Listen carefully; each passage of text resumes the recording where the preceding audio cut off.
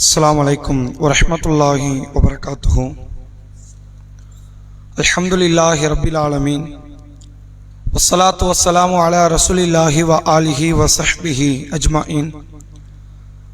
கண்ணியத்திற்கும் பெருமதிப்பிற்கும் உரிய எல்லாம் வல்ல அல்லாஹ்வின் நல்லடியார்களே, அல்லாஹுடைய பேரருளால் சுபுகுடைய தொழுகையை ஜமாத்தோடு நிறைவேற்றிவிட்டு அவனுடைய ஆலயத்தில் அவனது மார்க்க செய்திகளை அறிந்து கொள்ள வேண்டும் என்கிற உயர்ந்த சிந்தனையில் நாம் அனைவரும் இந்த சபையிலே ஒன்று திரண்டிருக்கிறோம்.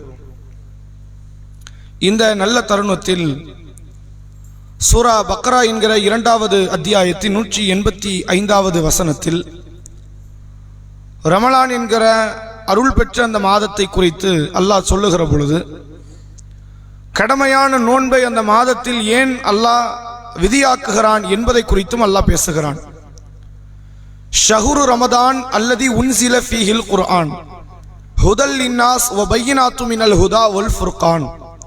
ரமலான் மாதத்தில் தான் நேர்வழியை சொல்லித்தரக்கூடிய, அதை தெளிவுபடுத்தக்கூடிய, நன்மை தீமையை பிரித்து காட்டக்கூடிய குர்ஆனை அல்லாஹ் அருளினான். ஃபமன் ஷஹீத மின்குமு ஷஹர் ஃபல்யசும்ஹு. உங்களில் யார் அந்த மாதத்தை அடைகிறாரோ அவர் அந்த மாதத்திலே நோன்பு வைக்கட்டும் என்று சொல்லிய பிறகு இறைவன் எவ்வளவு பெரிய கருணையாளன் என்பதை இதற்கு பிறகு அல்லாஹ் தெளிவுபடுத்துகிறான். அல்லாஹ் சொல்கிறான், உங்களில் யாரேனும் பயணிகள் இருந்தால் ஒமின்குமின் சஃபரின் அவாலா, அதாவது உங்களில் யாரேனும் நோயாளிகளோ மரீதன் அவாலா சஃபரின், நோயாளிகளோ பயணிகளோ இருந்தால் ஃபஇத்தத்து மின் ஐயாமின் உஹர், அவர்கள் வேறு நாட்களில் கணக்கிட்டுக் கொள்ளட்டும் இந்த நோன்பை என்று சொல்லிவிட்டு அல்லாஹ் சொல்லுகிறான், யுரீதுல்லாஹு பிக்குமுல் யுஸ்ர வலா யுரீது பிக்குமுல் உஸ்ர. அல்லாஹ் உங்களுக்கு லேசை தான் நாடுகிறான், ஒருபோதும் உங்களுக்கு அல்லாஹ் சிரமத்தை நாடமாட்டான்.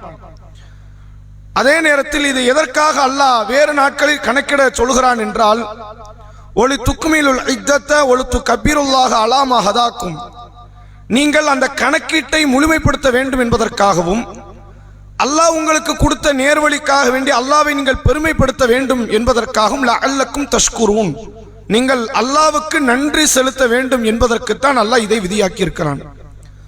ரமலானினுடைய சட்டத்திட்டத்தை, நோன்பினுடைய அவசியத்தை சொல்லிவிட்டு அல்லாஹ் ஒரு அழகிய வார்த்தையை சொல்கிறான், யுரீதுல்லாஹு பிக்குமுல் யுஸ்ர வலா யுரீது பிக்குமுல் உஸ்ர.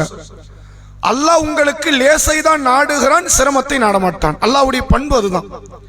சிரமத்தை நாட முடியாம கிடையாது. அல்லாஹ் நினைச்சா உச்சபட்ச சிரமத்தை இந்த மனித சமுதாயத்தின் மீது விதைக்க முடியும், அதை திணிக்க முடியும். ஆனால் அல்லாஹ் அதை விதைப்பதற்கோ திணிப்பதற்கோ விரும்பவில்லை. அல் பக்ராவினுடைய இறுதி வசனம், அல்லாஹ் ரப்புல் ஆலமீன் ஒரு அற்புதமான துஆவை சொல்லி தருகிறான். நாம் அனைவரும் பலமுறை ஓதக்கூடிய, ஓதிக்கொண்டு இருக்கிற ஒரு வசனம் தான். லா யுகல்லிஃபுல்லாஹு நஃப்ஸன் இல்லா உஸ்ஆஹா லஹா மா கஸபத் வ அலைஹா மக்தஸபத் ரப்பனா லா துஆஹிதுனா இன் நஸீனா வ அக்தனா. எங்கள் இறைவா, நாங்கள் மறந்து விட்டாலோ தவறளித்து விட்டாலோ எங்களை நீ குற்றம் பிடித்து விடாதே. ரப்பனா வலா தஹ்மீல் அலைனா இஸ்ரன் கமா அமல்தஹு அலல்லதீன மின் கபலினா, எங்களுக்கு முன்னோர்கள் மீது நீ விதித்ததை போன்ற கடுமையான அந்த சட்டங்களை, சிரமங்களை எங்கள் மீது நீ விதைத்து விடாதே, அதை விதித்து விடாதே. ரப்பனா வலா துஹம்மில்னா மாலா தாக்கத் லனா பிஹி, யா அல்லாஹ், எங்களுக்கு எது பாரமாக இருக்குமோ, சக்தி பெறாமல் இருக்குமோ, அதையும் எங்கள் மீது நீ கடமையாக்கி விடாதே என்று அல்லாஹ் துஆ செய்ய சொல்கிறான். இறைவனை பொறுத்தவரை அவன் ஒருபோதும் மனித சமுதாயத்திற்கு, அவனுடைய படைப்புகளுக்கு அநீதி இழைக்கக்கூடியவனாகவோ அல்லது அதிகப்படியான சுமையை ஏற்றக்கூடியவனாகவோ அல்ல, இல்லை. அவனுடைய ஒவ்வொரு சட்ட திட்டத்தை பார்க்கும்போது புரிந்து கொள்ளலாம். அப்படித்தான் அல்லாஹ் இந்த இஸ்லாம் என்கிற அற்புதமான மார்க்கத்தை வடிவமைத்திருக்கிறான். இந்த மார்க்கத்தினுடைய எந்த ஒரு நிலைப்பாட்டை நீ எடுத்துக்கிட்டாலும், சட்டத்திட்டங்களை எடுத்துக்கொண்டாலும் சரி, பலகீனமான மக்களும் ஏற்று கடைபிடிக்கிற இடத்தில் அல்லாஹ் இந்த மார்க்கத்தை அமைத்திருக்கிறான். அப்ப இறைவன் கொடுத்த மிகப்பெரிய பேரருளாக இந்த இஸ்லாம் இருக்கிறது. நபி அவர்கள் இந்த மார்க்கத்தை எடுத்து சொல்லக்கூடிய பேச்சாளர்களாக, ஆலிம் பெருமக்களாக இருப்பவர்களுக்கே ஒரு அறிவுரை சொன்னாங்க. யஸ்ஸிரு வலா துஅஸ்ஸிரு, நீங்கள் லேசுபடுத்துங்கள், சிரமப்படுத்தி விடாதீர்கள். மார்க்கத்தை எப்படி சொல்லணும் மக்கள்கிட்ட, ரொம்ப சிம்பிளா அந்த மார்க்கத்தை நீங்க சொல்லிக் கொடுங்க, அதை சிரமமான ஒன்றாக நீங்கள் ஆக்கி விடாதீர்கள். பஷீரு வலா துனஃபிரு, அதிகமாக மக்களுக்கு நீங்கள் நற்செய்தியை சொல்லுங்கள், மக்களை வெறுண்டோட வைத்து விடாதீர்கள். அல்லாஹ்வே மார்க்கத்தை லேசுபடுத்தி இருக்கிறான். நீ லேசானதை கஷ்டம் மாதிரி காட்டிடாது. கஷ்டமான ஒரு மார்க்கம் அந்த இஸ்லாம் அப்படி நீ காட்டி விடாது. அது மக்களை வெறுண்டோட வைத்து விடும். அது பெரும் பாவத்தில் கொண்டு போய் சேர்த்துடும். சாதாரண காரியம் கிடையாது. நபி அவர்கள் சொல்கிறார்கள், இந்த மார்க்கத்தில், இஸ்லாமிய மார்க்கத்தில் மிகப்பெரிய குற்றவாளினா யாரு தெரியுமா? அவன் பாவம் செய்தவனோ கடமையில் தவறவிட்டவனோ அல்ல. அதிகப்படியான கேள்விகளை கேட்டு மேலதிக சுமையை இழுத்து விட்டு போயிருப்பானு, இவன் பெரும் குற்றவாளினா. அவன் என்னைக்கோ செஞ்சுட்டு போயிருப்பான். இறை தூதருடைய வாழுகிற காலத்தில் அதிகப்படியாக கேட்கப்படுகிற கேள்வி அது இந்த சமுதாயத்திற்கு ஒரு சுமையை தந்து விடுமே. ஆனால் அவன்தான் சமுதாயத்திலேயே மிகப்பெரிய குற்றவாளி, கெட்டவன் என்று அல்லாஹ்வுடைய தூதர் அவர்கள் அடையாளப்படுத்திய செய்தி சஹீஹ் புகாரியிலே நம்மால் பார்க்க முடிகிறது. அப்ப இந்த மார்க்கம் இலகுவானது என்பதை புரிந்து அதை இலகுவான அடிப்படையில் இதை கடைபிடிப்பதற்கு அல்லாஹ் நம்மை ஏவுகிறான். நபியினுடைய காலத்தில் ஒரு சம்பவம், ரசூலுல்லாஹ் கோவப்பட்ட நிகழ்வுகளை நீங்க எடுத்துக்கிட்டா விரல் விட்டு எண்ணிடலாம். அவ்வளவுதான் ரசூலுல்லாஹ் கோவப்பட்டிருப்பாங்க. ஏனென்றால் அல்லாஹ்வுடைய தூதருடைய பண்பே கோவப்படுவது கிடையாது. அல்லாஹ் அப்படிதான் குர்ஆனில் அறிமுகப்படுத்துகிறான். ஃபபிமா ரஹ்மத்தி மினல்லாஹி லின்த லஹும் வலவ் குன்த ஃபல்லன் கலீலல் கல்ப லன் ஃபது மின் ஹவ்லிக. நபியே, அல்லாஹ்வுடைய அருளால் தான் நீங்கள் மக்களிடத்தில் நளினமாக நடக்கிறீர்கள். ரசூலுல்லாஹ்வுடைய பண்பு கோவப்படுறது கிடையாது. அப்ப அப்படிப்பட்ட ரசூலுல்லாஹ் சில இடத்துல கோவப்பட்டாங்க. அதுல ஒரு முக்கியமான இடம், ஒரு நபித்தோழர் ஜமாத்து தொழுகையை புறக்கணித்து புறக்கணிக்கிறார், வேண்டும் என்றே புறக்கணிக்கிறார். எனக்கு ஜமாத் தொழுகை வேண்டாம் அப்படிங்கிறார். இது ரசூலுல்லாஹ்வுடைய மஸ்ஜித் நபவி பள்ளிவாசலுக்கு பக்கத்தில் உள்ள ஒரு பள்ளிவாசல். அப்ப ரசூலுல்லாஹ்ட்ட அவர் வந்து கேட்கிறார், அல்லாஹ்வுடைய தூதரே, நான் ஜமாத்துல தொழ விரும்புறேன், ஆனா தொலை எனக்கு இயலலை, நான் இப்போ விரும்புறது இல்லை. காரணம், இந்த பள்ளியில் தொலை வைக்கக்கூடிய ஒரு இமாம் அதிகமான நேரம் எங்களுக்கு தொலை வைக்கிறார். அப்ப அது வந்து என்னுடைய சில சௌகரியங்களை எல்லாம் கெடுக்கிற விதத்தில் இருக்குது. நான் அதனால தொழுவல, ஜமாத்தாக தொழவில்லை என்று அவர் சொல்கிறார். ரசூலுல்லாஹ் என்ன சொல்லி இருக்கணும்? அல்லாஹ் கொடுத்த பேர்கள் எவ்வளவு தெரியுமா? அதை என்ன முடியுமா? அவ்வளவு அருள் கொடுத்திருக்கிறாமல. ஒரு 5 நிமிஷம் கூட என்ன தப்பா? ஒரு 10 நிமிஷம், அரை மணி நேரம், கால் மணி நேரம் என்ன இருப்பது? அப்படி நபி பேசி இருக்கணும். ஆனா நபியை பொறுத்தவரை இப்படி ஒரு வார்த்தையை சொல்லி இருந்தால் மக்கள் இந்த மார்க்கத்தை நோக்கி வருவது சிரமத்துக்குரியதா மாறி இருக்கும். உடனே மக்களை அழைக்கிறார்கள். கடுமையான முறையில் ரசூலுல்லாஹ் கோவப்பட்டாங்க. முகம் சிவந்து சில நபித்தோழர்கள் அறிவிக்கிறாங்க, ரசூலுல்லாஹ் இப்படி கோவப்பட்டு நாங்க வேற நாட்களை பார்த்தது கிடையாது. அந்த அளவுக்கு ஒரு கோபம்.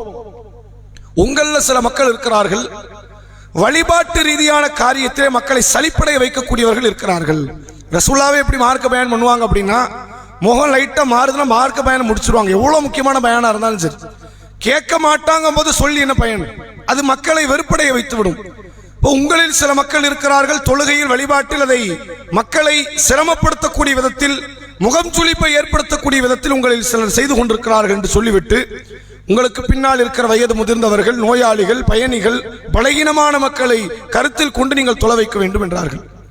இப்படி எத்தனையோ எண்ணிலடங்காத செய்திகளை நாம் சொல்லலாம். அத்தனை காரியத்திலும் நீங்கள் பார்க்கலாம், அனைவரையுமே அரவணைக்கிற மார்க்கமாக இந்த இஸ்லாம் இருக்கும். எல்லாரும் கூப்பிடும், எல்லாரும் வா. பலகீனத்தில் இருக்கக்கூடியவனை கூட அரவணைக்கக்கூடிய மார்க்கமாக இந்த இஸ்லாம் இருப்பதற்கான காரணம், அல்லாஹ் இந்த மக்களிடத்தில் லேசைத்தான் நாடுகிறான். ஒரு காலமும் அல்லாஹ் எதை நாடமாட்டான், சிரமத்தை நாடமாட்டான். இது உண்மையிலேயே வெளியே உள்ள மக்கள், வழிபாட்டின் மீது ஆர்வம் இல்லாதவர்கள், இஸ்லாத்தை பற்றிய சரியான நம்பிக்கையற்றவர்கள் இதை புரிந்து கொள்வார்களே. ஆனால் இவ்வளவு இலகுவான மார்க்கத்தை தவற விட்டுட்டோம் தான் நடப்பாங்க. இஸ்லாத்தை பல மக்கள் வெளியே வந்து பார்க்கறதுக்கு என்ன காரணம்?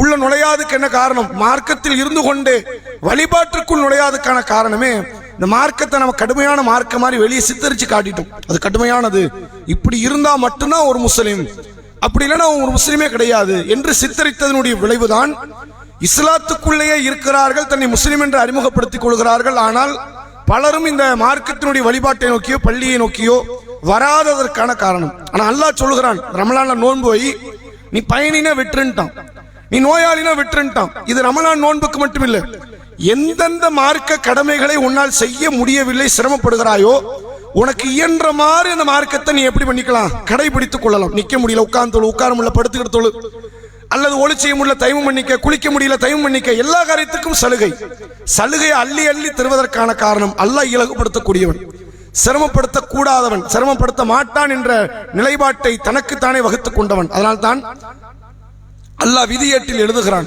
லவ்ஹுல் மஹ்ஃபூஃப் என்று அழைக்கப்படக்கூடிய படைப்புகளுடைய விதியேட்டிலே அல்லாஹ் எழுதி முடிச்சு கடைசியா ஒரு வார்த்தை குறிப்பிடுகிறான். அந்த விதியேட்டில் தனக்குத்தானே விதி எழுதிக் கொள்கிறான், இன்ன ரஹ்மத்தி தக்லிபுல் கலபி, என்னுடைய கருணை என் கோபத்தை முந்திவிட்டது என்று அல்லாஹ் எழுதுகிறான்.